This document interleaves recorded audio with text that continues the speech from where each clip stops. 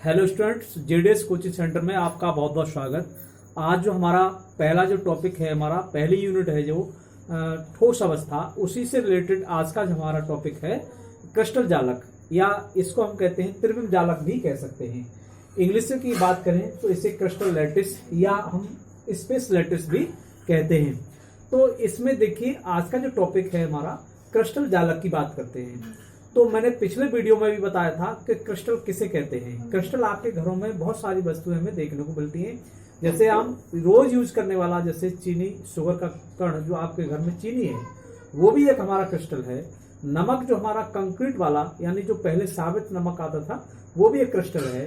फिटकरी को देखें वो भी क्रिस्टल है। कलई चूना की बात करें, जो मार्केट में सफेदी करने वाला एक आता है वो भी एक हमारा एक क्रिस्टल है। लाहौरी नमक की बात करें वो भी हमारा एक क्रिस्टल होता है। यानी क्रिस्टल एक ठोस पदार्थ होता है। तो क्रिस्टल की बात की गई है। आज इसके विषय में बात करेंगे कि क्रिस्टल की आंतरिक संरचना किस टाइप की होती है, यानी उसके अंदर हम स्ट्रक्चर किस टाइप से देख सकते हैं।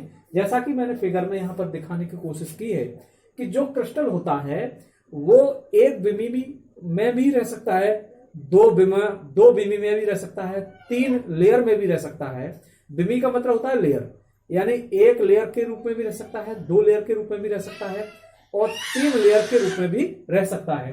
तो यहां पर हमने बात करने की कोशिश की है कि यह बताया जाता है कि हमारा जो क्रिस्टलीय ठोसों में अवयवी कण जो होते हैं, मतलब क्रिस्टल ठोसों में अवयवी कणों से लेकर यहां पर बात कही गई है।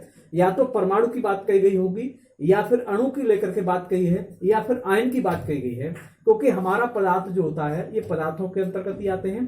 कोई भी ठोस पदार्थ होता है वो परमाणु, अणु या आयन से मिलकर बनता है। तो जो क्रिस्टल जालक है उस क्रिस्टल जालक में परमाणु किस तरीके से व्यवस्थित रहते हैं, इस विषय को लेकर के वो जिस व्यवस्था में रहते हैं उसी को हम क्रिस्टल जालक कहते हैं। क्रिस्टलीय ठोसों में अवयवी कण, परमाणु, अणु, आयन की एक निश्चित ज्यामिति में त्रिविम व्यवस्था होती है। त्रिविम का मतलब होता है 3 लेयर में। अब जैसे ये स्ट्रक्चर देख रहे हैं, इस स्ट्रक्चर में देखो इसकी चौड़ाई भी दिखाई दे रही है और इसकी लंबाई, और इसकी चौड़ाई लंबाई मतलब इसको कहते हैं लंबाई, चौड़ाई, ऊंचाई, यानी 3 विमाएं इसके अंदर हमें देखने को मिल रही है। इसलिए इसको हम त्रिविम व्यवस्था कह रहे हैं। तो इसमें देखिए कभी कभी हम जैसे कोई बॉक्स ले लें, जैसे आपका बिस्कुट खाने वाले एक बॉक्स आते हैं, उन बॉक्सों में अगर हम मान लो कोई बॉल एक के ऊपर एक, जैसे अंडे का क्रेट देख लीजिए, अंडा जो हमारा होता है उसमें एक लेयर बनती है, उसके बाद हमने 2 लेयर बनाते हैं, फिर 3 लेयर बनाते हैं। तो इस तरीके से जो एग्स जो होता है उसकी रखने की जो क्रेट होती है, अंडे रखने की एक तरीका है, वो उसमें देखते हैं पहले एक लेयर बना दी हमने, फिर दूसरी लेयर बनाते हैं, फिर तीसरी लेयर बनाते हैं। तो ऐसे ही जो क्रिस्टल जालक होते हैं उनमें भी हमारे जो परमाणु होते हैं वो एक लेयर में भी रह सकते हैं, तब उसे हम एक बिमी कहेंगे। जब 2 लेयर में रहता है तो उसे द्विबिमी कहेंगे, और जब 3 लेयर में हमारे परमाणु या अणु व्यवस्थित रहते हैं उसे हम त्रिविमीय व्यवस्था कहते हैं। तो जैसे ये टॉपिक आपको बहुत छोटा लग रहा होगा, लेकिन बहुत ही महत्वपूर्ण इस यूनिट का बहुत है, क्योंकि इसके अंदर बहुत सारे ऐसे पॉइंट हैं, जब तक ये क्लियर नहीं होता है तब तक आगे के पॉइंट क्लियर नहीं हो सकते।